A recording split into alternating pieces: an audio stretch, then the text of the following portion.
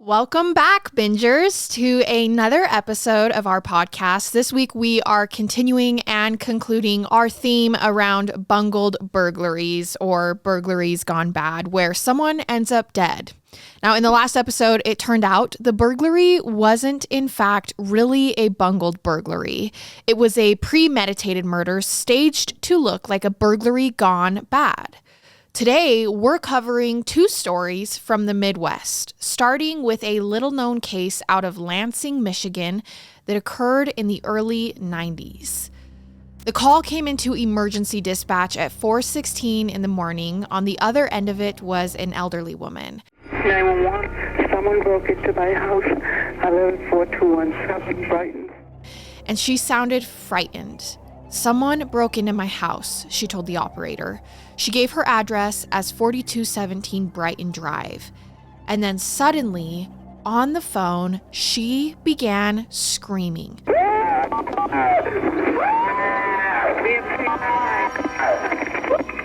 She was wailing in absolute terror. And then the line went dead. Kim Gray, the 911 operator who took the call, had only been on the job for 6 months, and this was the first call like this that she'd ever had to deal with. She called the number back, but kept getting a busy signal. Kim recognized something was very wrong here, and that's why it took police no more than 5 minutes to arrive at the address, where a 67-year-old woman named Audrey Spray lived alone. She lived in a neighborhood that was low crime and considered by those who lived there to be safe. So this was an unusual occurrence, and Lansing police were familiar with Audrey Spray. They knew exactly who she was because Audrey had been a longtime employee of the Lansing Police Department, where she had actually worked as a fingerprint analyst. In fact, she had retired only 4 months earlier, 4 months before this 911 call. This was supposed to be the beginning of Audrey Spray's golden years, but those golden years weren't to be. When the cops arrived at her house after this call, they found the side door of the home violently kicked in, with broken glass spread out on the kitchen floor in front of it. Everything inside the house was eerily quiet. The bathroom door had also been knocked off its hinges. And inside that bathroom, on the floor next to the toilet, was the nude body of Audrey Spray, with her cordless phone on the floor next to her, and a bloody wound in her head that would later be identified as a bullet hole. Audrey had been in the middle of calling 911, cowering in her bathroom, when she was shot in the head.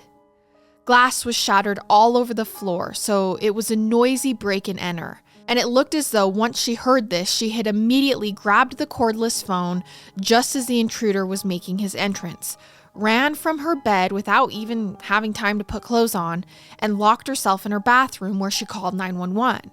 But then the intruder just as violently kicked in the bathroom door off its hinges, and Audrey was shot in the side of the head, and it looked to investigators like she had turned her head in a totally reflexive, desperate attempt to shield herself from the bullet. What else could one do in a situation like that? Audrey had literally no escape. Nothing in the house had been ransacked. The intruder, if indeed he was a burglar, had little time to actually burglarize the house because Audrey had heard him breaking in, ran to the bathroom to call 911, and was killed probably within a minute of the break-in. And then the cops were there in a little under 5 minutes later. So the burglar was likely at the scene for not even 5 minutes. He knew the cops were coming and were probably going to be there any second. But Audrey's purse was missing from the house. That's all the burglar had time to grab. So this was looking like it was kind of an impulsive, poorly planned, and rather desperate burglary, and the killer might prove very difficult to find. After the sun rose and the business day began, the police were faced with the unenviable task of tracking down Audrey's 3 grown daughters and notifying them of their mother's violent death. They were absolutely shocked and heartbroken to learn that their mother's life had ended this way.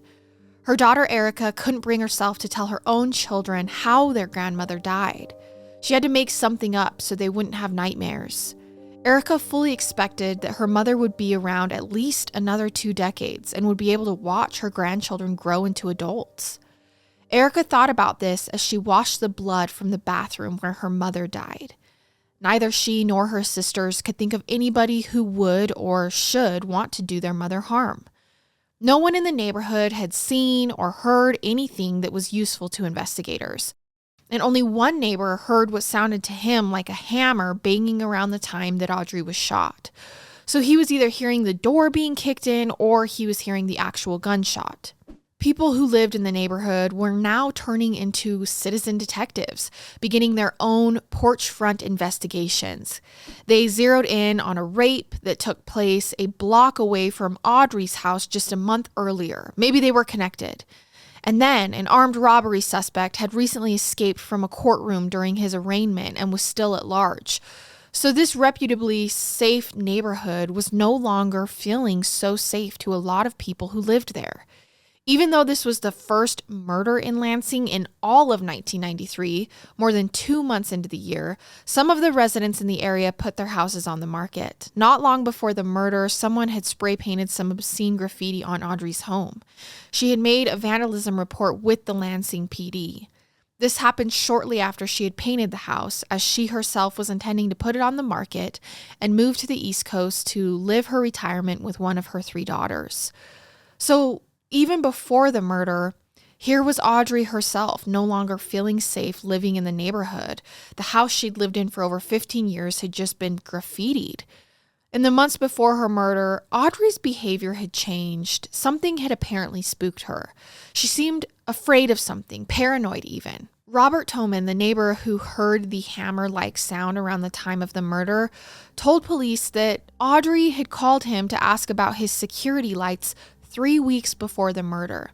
Another household nearby told investigators that Audrey had asked them to keep an eye on her when she returned home at night, walking from her car to her back door. She also wanted that neighbor to accompany her to neighborhood watch meetings.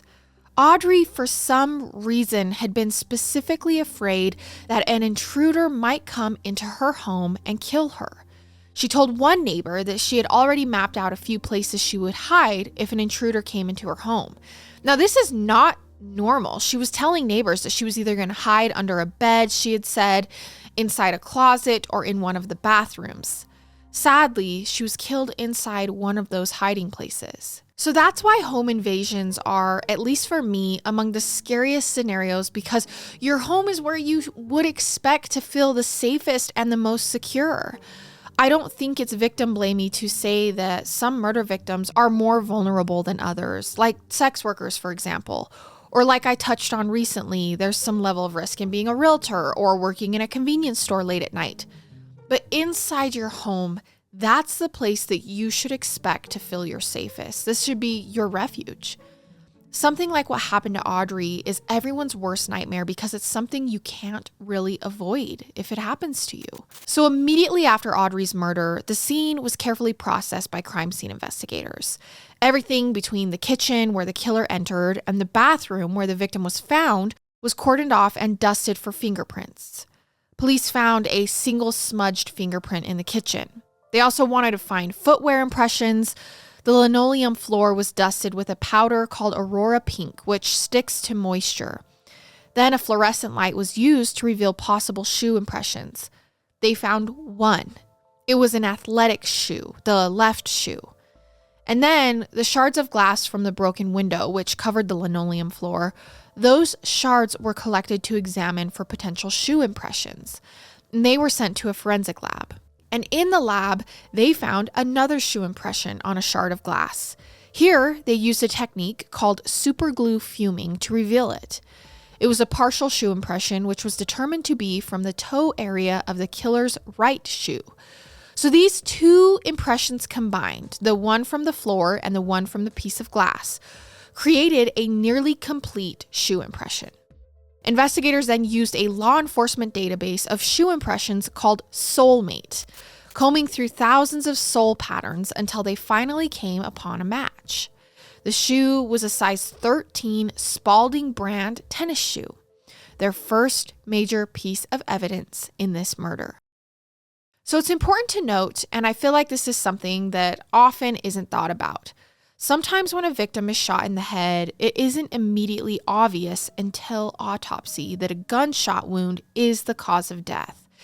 Because with head wounds, it's not always apparent at first glance what caused them. A gunshot wound and a blow to the head can look similar. With Audrey, how she was killed wasn't obvious when she was first found at the scene. And once the medical examiner ruled the cause of death to have been a gunshot to the head, police did not release this information to the media. They also didn't release Audrey's 911 call, nor the contents of it. I mean, that's an eerie 911 call. This is what's known in law enforcement lingo as holdback information. When police hold back information like this, it's because they know that only people with direct, inside knowledge of the crime will know these details. Only the killer, the 911 operator, and the police will know that Audrey was basically killed while on the phone with 911. So releasing this information to the public can muddy the waters. If police receive a tip, or if they're interviewing a suspect and the source reveals something about the crime that is known only to police and to the killer, that's how investigators are able to separate the dead ends from solid leads. So the only information police released about how Audrey was murdered was that her head had been bleeding when they discovered her. But then a month went by, and the leads remained few and far between. Crime Stoppers posted a $1,000 reward, or rather a reward of up to $1,000 for information leading to an arrest of Audrey's killer, which even for 1993 doesn't seem like a lot. But then the Michigan State Police threw in an additional $5,000, probably because they didn't expect a mere grand to be very motivating to potential tipsters. So anyway, it was around this time in the investigation that an area dude out for a stroll found Audrey Spray's purse in a field about a mile from her house. Her ID and credit cards were inside, but all of the money was gone. So it looked like robbery may have in fact been the motive. Then, 2 weeks later, a month and a half after the murder, 911 dispatch received a call that was an eerie echo of Audrey's from a home not far away from hers. The frightened-sounding resident reported that someone was currently trying to break inside their home. Police sped to the scene while the intruder was still there. The burglar's work was interrupted with a surprise arrest. The burglar was 25-year-old Edwin Parker, this is a pseudonym, who had an extensive criminal record and was a known burglar. And you know what kind of shoes he was wearing upon his arrest? A pair of Spalding brand tennis shoes, just like the shoe prints found at Audrey Spray's house. Authorities raced Parker's shoes to the forensic lab, where they were compared to the footwear impression from Audrey's home.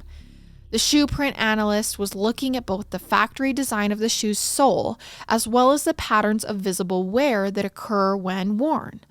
Those two characteristics combined are as specific as a fingerprint.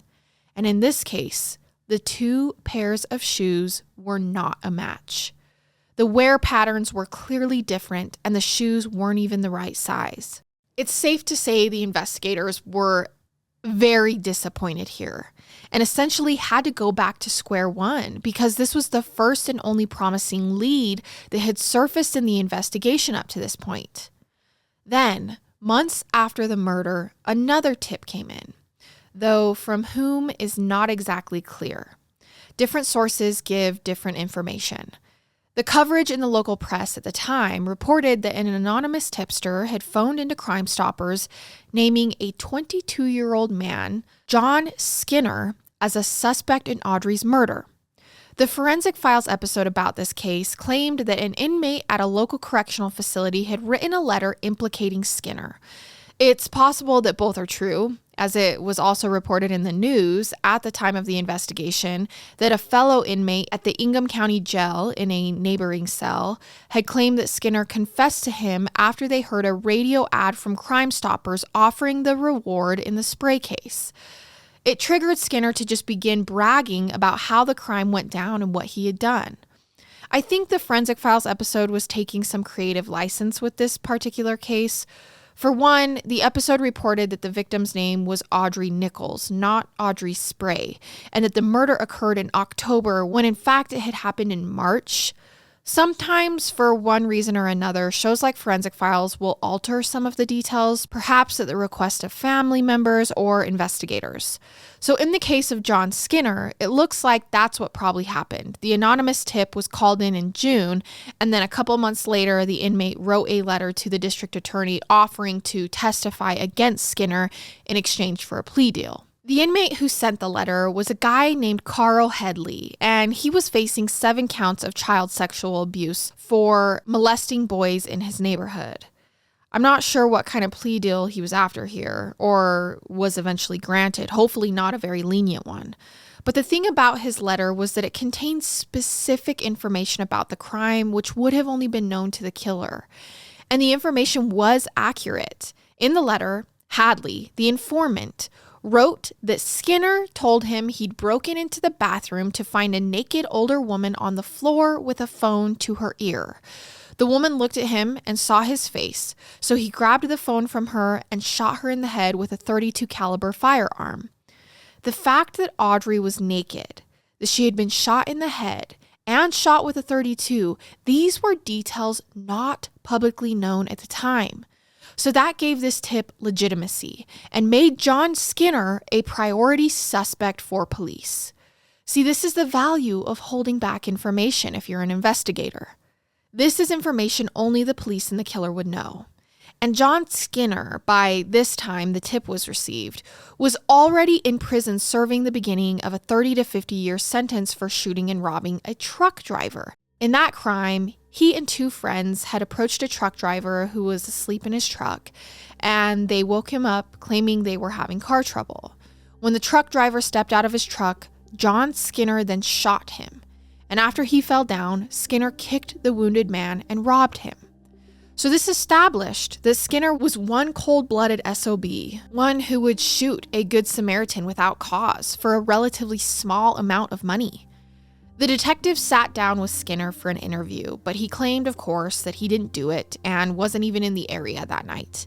They took his fingerprints and ran them against the unidentified smudged print found in Audrey Spray's kitchen, and much to their dismay, it wasn't a match.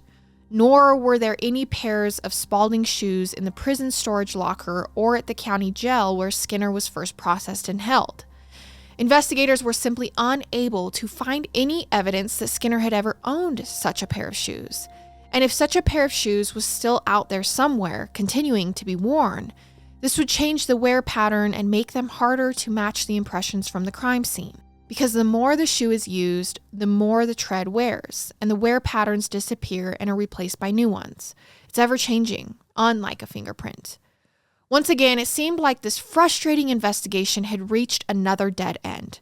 But John Skinner remained the prime suspect. They feel like they had the guy, just not the evidence. And one thing investigators wanted to get a hold of were Skinner's prison records, which would contain a comprehensive list of all the property of his that had come in and possibly had been taken out. And when they finally obtained these records, they got the potential break they were looking for. The records that showed Skinner's mother had come in to pick up her son's property after his intake.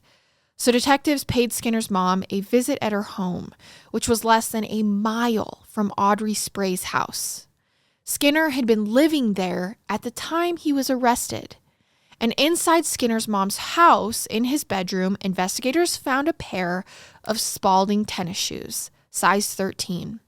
The same size as the shoe prints from the crime scene. They confiscated the shoes, and just as had been done before with Edwin Parker, the shoes were sent off to the lab and compared to the partial shoe prints from the murder scene. And what do you know? They matched. Suddenly, the case against Skinner was strong on the basis of this piece of evidence and the circumstantial evidence. When he was confronted with this, Skinner had no explanation and could not account for why he was in Audrey Spray's house that night, walking over broken glass from the door that was kicked in. Faced with this evidence and his jailmate Carl Headley's information, Skinner decided to come clean and confess. He had little choice. Skinner was a high school dropout with an infant child and a serious drug problem. He told the detectives that he'd broken into Audrey's home to steal money to pay for beer and drugs. He admitted to kicking in the side door, running down the hallway, breaking open the bathroom door behind which he heard a woman's voice, and finding Audrey on the floor talking into her phone.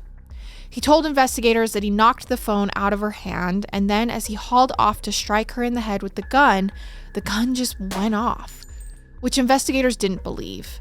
They thought he was trying to minimize the murder as some kind of accident, when in fact, he shot this frightened elderly woman in the head at point-blank range. He told them that an accomplice, whom he never named, by the way, was waiting in a car outside, and he grabbed Audrey's purse as he ran out of the house and into the getaway car. The two men then rifled through the purse and split the cash they found, which was only $100, so $50 each. Audrey's life was taken for $100, like 1/10 of the Crime Stoppers reward.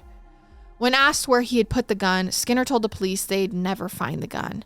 At first he said it had been thrown down a sewer, but then he changed his story and said someone else had it and it would never be recovered. He ended up pleading guilty and was sentenced to 60 to 90 years in prison by a judge who told him he was a despicable monster. It's hard to disagree with that. John Skinner is, as the DA put it, everybody's worst nightmare. This is such a terrifying crime. What would you do if a burglar entered your home? Have you thought about it? Have you developed a plan like Audrey did? And if someone breaks into your home and you own a gun, then you're allowed to shoot to kill, right? Well, turns out it's not so simple, which a man named Byron David Smith learned the hard way about 10 years ago up in a Minnesota town called Little Falls. Byron Smith was the type of guy who liked to be in control. Everything in his life was tightly controlled. The 65-year-old man had retired in 2006 from a long career in the military as a security engineering officer for the State Department. He was highly trained, and his responsibilities included protecting U.S. embassies in foreign cities like Cairo, Beijing, and Bangkok from terrorism and espionage. But as a retiree, he was regarded as something of a loner. He'd never been married, he had no kids, and he preferred it that way because it allowed him to maintain total freedom to do what he wanted, when he wanted, and to have control over every facet of his life. But in 2012, he was dealing with a problem he seemingly had no control over: burglary. In a period of only a few months, Smith's house was burglarized more than half a dozen times. The burglars, over the course of these burglaries, made off with Smith's father's POW watch, a chainsaw, weapons, valuable coins from a coin collection, and over $4,000 in cash. But Byron Smith was the kind of guy who liked to take care of problems himself. Despite at least half a dozen burglaries, Smith only called the police in one of them. His preferred method of approaching this problem was with a shoulder holster and a loaded gun. He had begun to suspect that the burglars who kept returning to his house were local teenagers Haley Kiefer, who was 18 years old, and her cousin Nicholas Brady, who was 17. So he decided to install a security system and video surveillance system in his home and began stashing food and water in his basement, turning the space into a makeshift bunker. It was Thanksgiving morning, November 22nd, 2012. He was looking out his window and spotted Haley Kiefer driving slowly by his house. That's when he knew she was likely planning to hit it again, probably that night. So after finishing breakfast, he got into his truck and drove it down the road, parking it in front of a neighbor's house to make it look like no one was home. "I need to get ready for her," he told his neighbors as he then returned to his house, prepared to face off with the serial teen burglars. He crept into his own home and enabled the security cameras he kept running inside. He turned on a handheld audio recorder he had situated on a shelf. He carefully and quietly unscrewed the light bulbs from around the house and then sat in a reading chair that was tucked away in a corner, hidden from view by a large bookcase.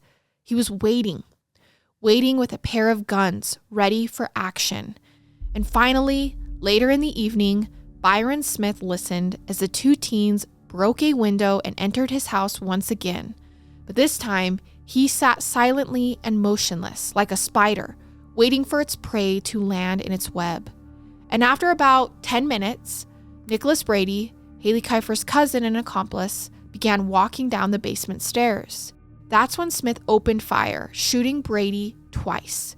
Brady tumbled down the stairs, and once the teenager reached the bottom, Smith got up, walked over to Brady, and as the teen was looking up at him, fired a bullet into his head for good measure. "You're dead," Byron Smith then said to the kid he just killed before wrapping the body in a tarp and dragging it into his workshop. Then he sat back down, reloaded his gun, and waited for Haley Kiefer sitting in his hidden chair. It was a short time later that Kiefer could be heard entering Smith's home and calling out for her cousin. When she received no response, she looked around the house and eventually made her way into the basement. Midway down the stairs, Kiefer was startled by the deafening crack of a gun and the piercing pain of a bullet entering her, knocking her down the stairs. "Oh, sorry about that," then Smith said to her mockingly. "Oh my gosh," the girl cried out as Smith then fired again and again into her chest, followed by one more shot into her face, which rendered her silent and motionless. "You're dying," Smith then said coldly as he began dragging her into the workshop, calling her vermin, and then piling her body on top of her cousin's. Now, before walking away, he placed the gun beneath her chin and fired one final fatal shot. And all of this was captured on Smith's audio recorder, which had been running throughout the entire afternoon and evening. So at this point, Byron Smith was satisfied he had solved his problem, with the two dead teens inside his home, one stacked on top of the other. What would you have done in this situation at this point? What Smith did at this point is, instead of calling police, he went to bed. He went to bed and went to sleep. He didn't call the police until the next day. Can you imagine that? Like, I get wanting to protect yourself in your home, obviously, and using deadly force if necessary to defend yourself and protect yourself. But in this case, this guy made sure these teens were dead, and he was calm and cool as a cucumber while carrying all of this out. Bitch. Even saying taunting things to them, as though this were some kind of cat and mouse game. And then he just went to bed. Me personally, I don't think I'd be able to sleep for weeks after taking a human life under any circumstance. And yet this guy just went to bed and fell fast asleep with the bodies in his basement? Would you be able to sleep soundly after an experience like that? The next day, he finally called the Morrison County Sheriff's Department to report what had happened. When asked why he waited to report the crime, Smith said he didn't want to bother the police on Thanksgiving. So this gives some additional insight into Byron Smith, I think. He's a guy with reverence for authority. Some of us question or even challenge authority. Others among us bow and pander to it. This is a guy in the latter category. He loves authority and probably expected the cops to applaud him. So when they were looking into the dead teenagers, investigators found that Brady's sister had opened a complaint about him stemming from an incident that occurred on August 28th, where he allegedly stole prescription drugs from her home. And inside his car, police found evidence linking him to another burglary that night before his fateful decision to break into Byron Smith's house. But the investigators were seeing some problems with what had happened that night. Problems with how things went down. And there were discrepancies between what Smith was telling the investigators in his statement and what they were hearing on the audio from his recorder. Smith admitted to firing more shots than he needed to at the two teens, who were both unarmed, and to account for why he felt the need to shoot the teens in their heads after they were already down, he explained that Haley Kiefer had laughed after she fell down the stairs after having been shot the first time. If you're trying to shoot somebody and they laugh at you, you just go again, he explained. But this laugh by Haley Kiefer couldn't be heard on the audio. Instead, you can hear as she sounds afraid and cries out, "Oh my gosh." Smith also bragged that he, quote, got a good, clean, finishing shot up into the cranium.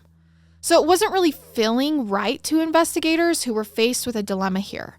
And together with the district attorney's office, they began to consider something that's known as the Castle Doctrine.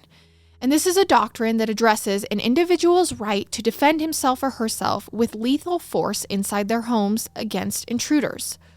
But it does have its limits. And according to Sheriff Michael Wetzel with the Morrison County Sheriff's Department, the law doesn't permit you to execute somebody once a threat is gone. Once a person is seriously, possibly mortally wounded to the degree that they're incapacitated, there's no further need for self-defense. And there were more evidence in the audio tape that Smith wanted to kill these kids. Before they entered his home, he can be heard on the tape saying, "In your left eye," which is right where he ended up shooting Kiefer, right near her left eye. And he can also be heard saying, "I realize I don't have an appointment, but I would like to see one of the lawyers here," which was him like rehearsing what he intended to say after what he planned to carry out. So he already knew he'd likely need an attorney. And then some of the statements he made with investigators included things like, quote, "I am not a bleeding heart liberal. I felt like I was cleaning up a mess, not like spilled food, not like vomit, not even like diarrhea, the worst mess possible. And I was stuck with it in some tiny little respect. I was doing my civic duty. If the law enforcement system couldn't handle it, I had to do it. The law system couldn't handle her, and it fell into my lap, and she dropped her problem in my lap, and she threw her own problem in my face, and I had to clean it up." End quote. In a way, this is not all that different from Green River killer Gary Ridgway believing he was doing the police a favor by killing sex workers in Seattle. Reviewing everything they had from the statements he made with police, to the things he said when he was alone, to the unreasonable and excessive amount of shots fired, authorities went ahead and charged Byron Smith with 2 counts of second-degree murder. But then those were later bumped up to first-degree murder with premeditation because he knew they were coming that night. The trial began on April 21st, 2014, and lasted for 7 days. Byron Smith contended that he was just defending himself, and his attorney argued that the elderly man was afraid after the previous burglaries. But the prosecution countered that Smith had been lying in wait in his basement, anticipating killing the teenagers after they entered his home. It was all planned. And it was argued that the 9 shots that were fired between the 2 teens were unnecessary and excessive. On April 29th, the jury deliberated for 3 hours and eventually found Smith guilty on both counts, first-degree murder with premeditation. And for that, he was sentenced to life in prison without the possibility of parole. Afterward, some of the jurors were interviewed by the press, and it became pretty clear that it was the audio recordings that held the most sway with them. One of the jurors said the audio was the most damning evidence. He said, quote, "That audio recording of the actual killings and the audio recording of Mr. Smith's interview immediately after his arrest pretty much convinced me that we were dealing with a deranged individual." After he was sent to prison, Smith appealed the conviction and the sentence. The Minnesota Supreme Court upheld the conviction, and so did a federal court. So there are some states where what Smith did would have been legal. States like Florida, Georgia, Texas, and Michigan have stand your ground laws. If someone breaks into your home in those states, it's your right to shoot them dead. But Minnesota does not have a stand your ground law. Instead, it has a reasonable person doctrine, which basically invites the question, what would a reasonable person do? Like, for example, in a case of a person running a red light and causing bodily injury, a jury might be asked, would a reasonable person run a red light? The answer, of course, is no. A reasonable person would not run a red light. And so, just like how I asked earlier, when I asked what you would do in this situation, would a reasonable person have done what Byron Smith did? Would a reasonable person have, after wounding each teenager to the point that they were incapacitated, down for the count, would a reasonable person have then shot each of them in the head to ensure they were dead? What do you think? Do you think Byron Smith acted reasonably, or was his prison sentence justified? Let me know what you think in the comments if you're enjoying this episode on YouTube or on Patreon. Also, don't forget to like and subscribe if you haven't already. That way you'll receive alerts each time a new episode drops, which happens every Wednesday now. Next week, we'll be back with a new theme and a new case. Don't forget to tune in or save it for the week after and binge. See you then.